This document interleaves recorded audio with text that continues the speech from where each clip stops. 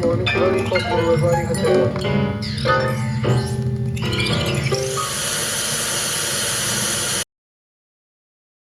Let the world's sharpness, like a clasping knife, shut in upon itself and do no harm in this close hand of love, now soft and warm, and let us hear no sound of human strife after the click of the shutting.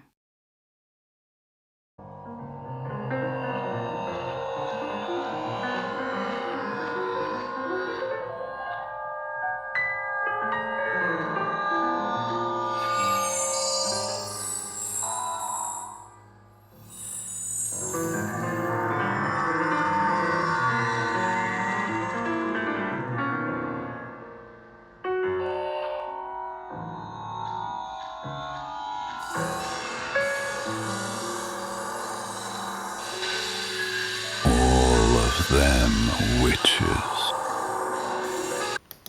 I don't know whether you could imagine the scene in my daughter's bedroom after they took her away.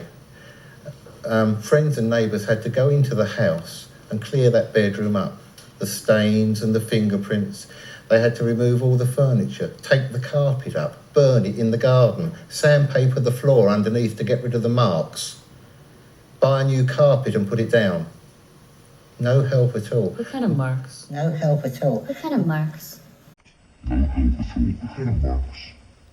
at all. What kind of marks?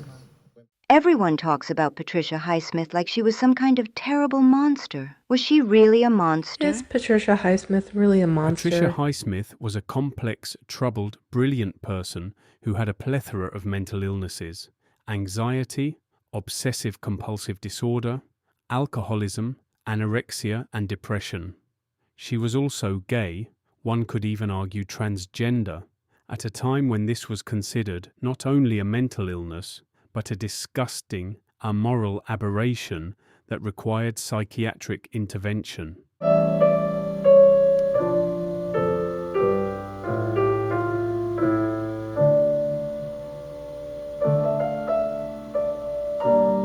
The question of whether Highsmith was a monster has a short answer: no. But to delve into why she has acquired this reputation and who is responsible for it should be the first order of business. Falling in love with Patricia Highsmith was easy. Wading through the sea of information about her life and work was something else again. Quickly, I noticed a trend of hatred towards her. If it wasn't outright hatred, people needed to make apologies for liking her. I was faced with a wall of dislike, nasty commentary, cruel opinions, and condescending put-downs.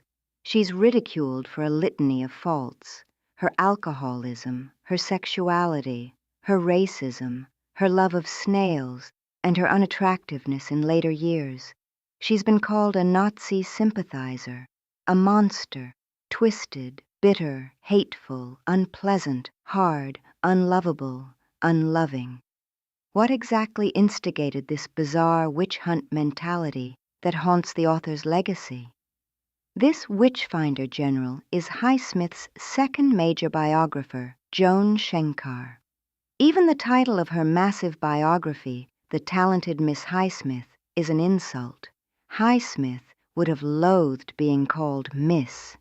It's clear Shenkar resented Highsmith, and her resentment bloomed into an ugly book that then became the cornerstone of Highsmith scholarship, or at least the cornerstone for people who wanted to paint Highsmith in a negative light. Like a wellspring of venom, Shenkar's book harbors on every page a nugget of bitter invective or a snarky put-down. In May 2021, Shenkar passed away mysteriously and alone in her Paris apartment at the age of 78, which she lied about in the press, reducing her age to 68. Why did she write such a ponderous and unpleasant book? Perhaps her obituaries hold the key. One eulogist admits that he hadn't been in touch with Shenkar for years because of the cruelty and hauteur she could wield with such ease and effect. Another person who knew her writes, Joan was not easy to know. She had money and attitude and a way of speaking that suggested she had a high opinion of herself. A polite assessment would describe her as contrarian. It might be more accurate to say thorny. A third eulogist calls her egocentric and writes that, over time, I was alternately entertained and alarmed by some of her views.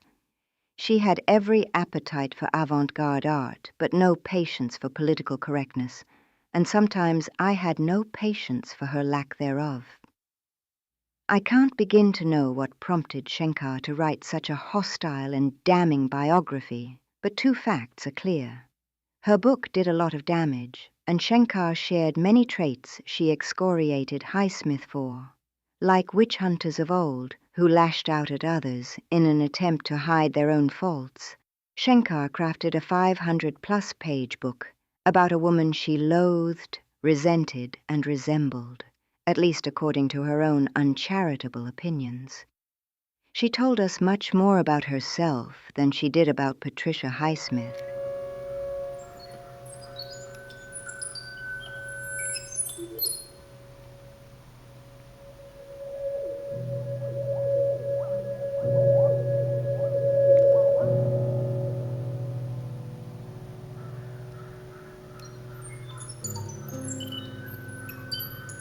We have to remember, however, that Joan Shenkar wasn't alone in vilifying Patricia Highsmith. Along with her, a motley crew of witch hunters/critics had a lot to say about Highsmith's habits, her looks, and her overall personality. Three of her most angry detractors are writer/commentator Will Self, English teacher and collage artist Terry Castle, and one of Highsmith's later publishers, Otto Penzler. Will Self is a mean-spirited giant, he's 6'5", who has said he felt confronted by evil in Highsmith's books. He also blamed her for ushering in the obsession with serial killers, although he failed to mention Fyodor Dostoevsky, Graham Greene, and Georges Simenon, three men who predated Highsmith and wrote abundantly about crime and murder. He's lashed out at overweight people, saying they're unattractive to everybody. Apparently, he's never heard of Brazil, Mexico, or Africa. He admits to punching and kicking his dog as a teen, and his mother told him he lacked empathy. Like Shenkar, Self has many traits in common with Highsmith. She too was hostile to fat people. She too could be cruel to her pets. One interviewer describes her swinging a cat around in a towel to make it appear drunk. Both suffered from depression, addiction, OCD, racism, mother hatred, had milquetoast fathers, both self-harmed and toyed with suicide, both smoked, and both were inveterate womanizers. Instead of finding sympathy for Highsmith because of his intense similarity to her, Self chooses to castigate her, another form of self-hatred, like the one Shenkar so liberally saturated her biography with.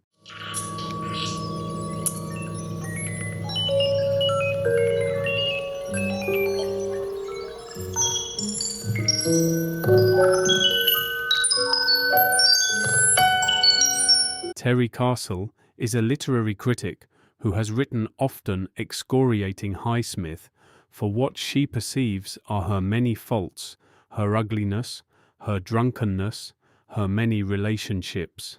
She seems affronted by just about everything Highsmith did. She describes her as a Dorian Gray-style fright bag, a sullen gargoyle, rubbery, bloodshot, wrinkled to the point of cave-in, an experiment in self-pickling, nasty and strange, and weird as snakes. The only clue one has into Castle's incredible hostility is her worship/hatred/love of another intense, brilliant, dark-haired, dark-eyed beauty, Susan Sontag. Castle has written gushingly and bitterly about Sontag's dismissal of her after a brief friendship. In some strange way, perhaps Castle conflates these two lustrous, genius women with each other. The saddest description of Sontag, buying Castle an ice cream and hopping into a cab without saying goodbye, leaves one feeling sorry for her. Castle may have an inferiority complex, judging by her bitter account of being left out of a dinner party with such luminaries as Lou Reed and Laurie Anderson. Surely she felt Highsmith was the kind of high-power, brilliant, out-of-her-league woman that would have maybe bought her an ice cream and then high-tailed it away without saying goodbye.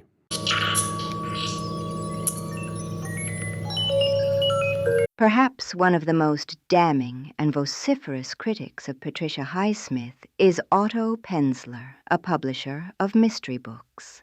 Penzler published very nice volumes of Highsmith's works in America at a time when she was ignored by major agencies. There was one incident, however, that soured Highsmith on Penzler, and I don't think he ever forgave her for it. She wanted her latest book, The People Who Knock on the Door, to have a dedication to the Palestinian Intifada. Highsmith was appalled by the treatment of the Palestinians by Israel and wanted to make a gesture to their struggle. Penzler dropped the dedication without Highsmith knowing about it, and she was furious. She left his small press for Atlantic Monthly, and he's been trashing her ever since. He's been willing to attack her legacy to any writer or researcher that lent him an ear. His Baroque verbal lashings declare that Highsmith had absolutely no redeeming qualities and was unloving and unlovable.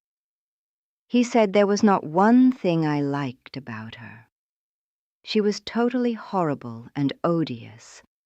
He claims her hatred of everything and everyone caused the change in her appearance as she aged, ignoring the fact that she chain-smoked, was an alcoholic, and ate poorly. Penzler himself became infamous for continuing to accuse the exonerated Central Park Five, a group of children who were arrested and served long sentences for a crime they didn't commit. His intense racism, calling the boys thugs and continuing to insist they committed the crimes, is ridiculous when faced with all the contrary evidence, like the 2-hour documentary Ken Burns made about the story. His cruel and outlandish denouncement of Highsmith was probably based on resentment he felt over her dismissal of him as a publisher. He spent a handful of hours with her, but seems to think he knew her very well. It seems he didn't consider the fact that maybe she didn't like him very much and was acting accordingly.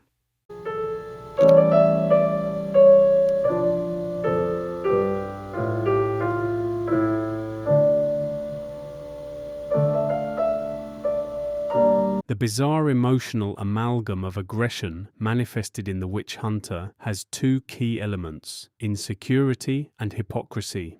Any story of witch hunting can be traced back to these two emotions. The moral majority is never quite certain they are as ethical, honest, good, or righteous as they'd like to think.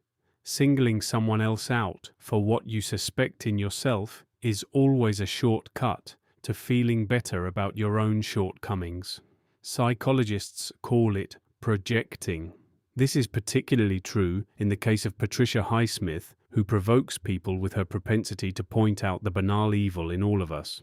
Unfortunately, these critics, especially Shenkar with her massive, cruel, and hateful book, have tainted public opinion of Highsmith almost to the point of absurdity. It has become a popular blood sport to heap her with misguided criticism that borders on hysteria. Much of this hostility can clearly be traced back to misogyny and homophobia, which is sad because both Joan Shenkar and Terry Castle are gay women.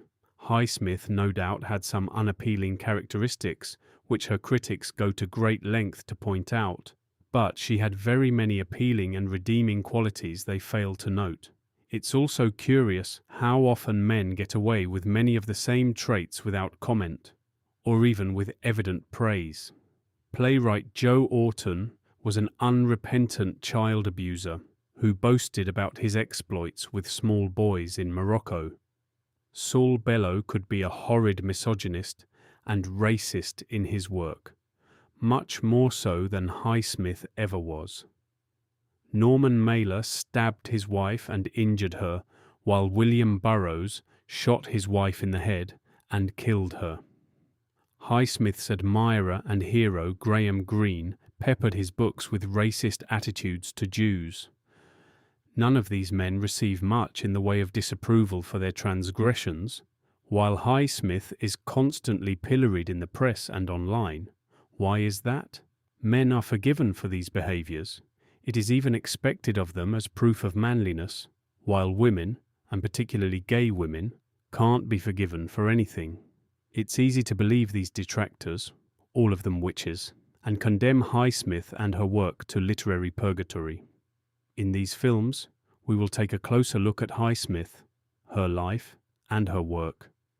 What will emerge, if one is willing to look beyond the smear campaign launched by these many critics, is a woman who was full of imagination, humour, wit, and very often sympathy and tenderness.